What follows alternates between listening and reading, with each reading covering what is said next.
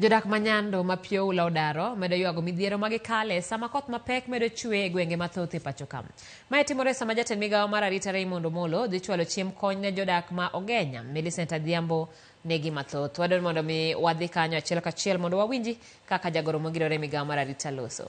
We can do the farming, like rice farming that is done in this area. Then we expand the area under production to food security.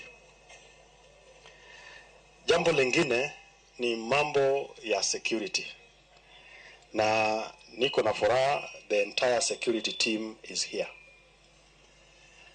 Ningeimiza wakaaji wa Kabonyo tuwasiliane kwa ukaribu na viongozi wa serikali. Kama kuna mtu unashuku wako na tabia mbaya ama mwenye anaharibu hali mzuri ya usalama, enda kwa village elder, enda kwa assistant chief, kwa kiongozi wako, iwe ni MCA ama mbunge ama governor ama mwakilishi wowote wa serikali. Juu bila usalama ni vigumu kwa jamii kuendelea vizuri.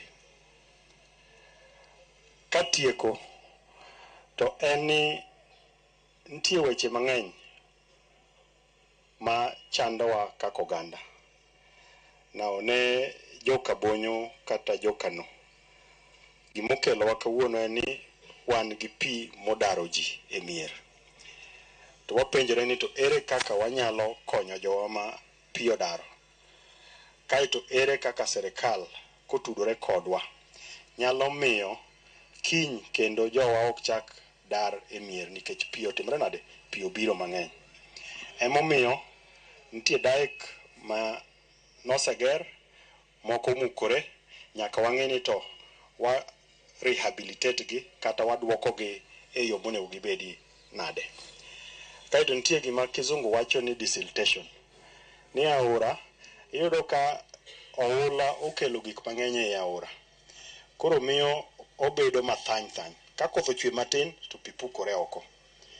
Sirikal mamwalo ma en county government kotudore gi sirikal mamalo ma national government nyaka tim desiltation mondo aora obed matut ma ka koth ochwe to ok ni bang' ndalo ariyo to pi osepukore otagore oko chandowa.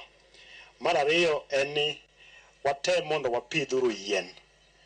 Dala ka dala ibed gi yien, obed mar olemo kata yien mar bao. Nikech mano miyo ka sama koth ochwe to pi ok ringa bara mach. Oyudo kama timre nade, kama oringo gike. Kaito bende chuodho maringo donjo e aora ka be koro timre nade, bende dok piny. Mar adek en ni onego bed ni wagero gimiluongo ni dam.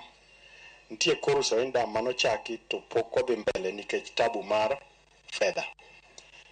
And Mheshimiwa Ruth owacho ni wang'i ni to wanyalo yudo fedha e yo machalo nade kopogore gi e yo usuru ma samoro pesa midwaro mondo gergo pesa machoko kaka osuru nyal romo. The Kurusoin dam onego bed ni gero gi bilion 20. Nitie weche moko ma